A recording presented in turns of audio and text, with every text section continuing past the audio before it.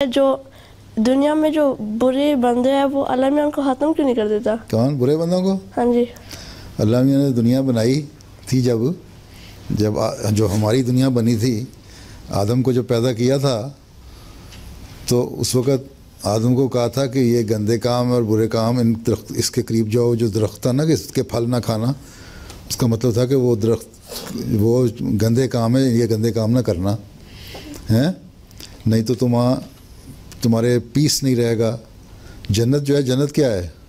جنت ایک خوبصورت چیز ہے نا، خوبصورت تصور ایک کو اگر اپنے دل میں خیال کرو، اس کو تصور پیدا کرو، ویژولائز کرو، تو تمہیں خیال آئے گا کہ جنت ایک خوبصورت سی چیز ہے، ایک باغ ہے، سبزہ ہے، اچھی چیزیں ہیں، نہریں ہیں، خوبصورت چیز ہے، دل خوش ہوتا ہے اسے دیکھ کے۔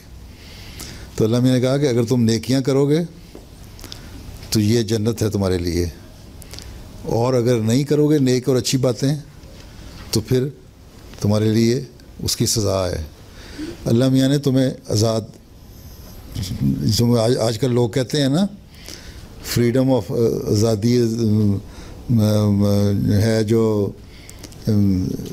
کانشیس اینڈ فریڈم آف جو ہے اسپیچ ہے، بولنے کی آزادی اور اپنے اظہار کرنے کی آزادی، اللہ میاں نے سب سے پہلے یہ آزادی دی ہے۔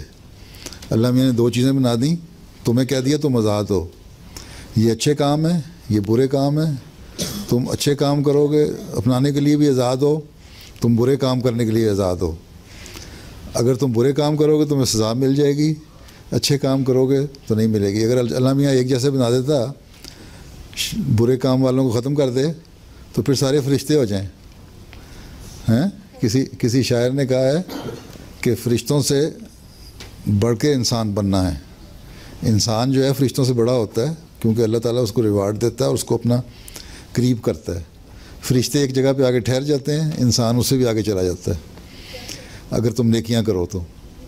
اس لیے برائی اور اچھائی دو چیزیں ہیں، اور یہ آزادی تمہیں دی اللہ میاں نے۔ بروں کو ختم کر دے گا تو پھر نیکوں کا کیا پتہ لگے گا نیکی کیا ہوئی؟ ٹھیک ہے، اگر تم اچھے کام کرتے ہو نا، یہ بھی سارے اچھے کام کرنے لگ جائیں تو تمہیں پتہ نہیں لگے گا برائی کیا ہوتی ہے۔ آزادی کی ہے اللہ میاں نے۔ ٹھیک، سمجھ آئی کہ نہیں آئی؟ سمجھ آئی ہے۔ مجھے تمہارے لیول پہ سمجھانا ذرا مشکل لگ رہا ہے۔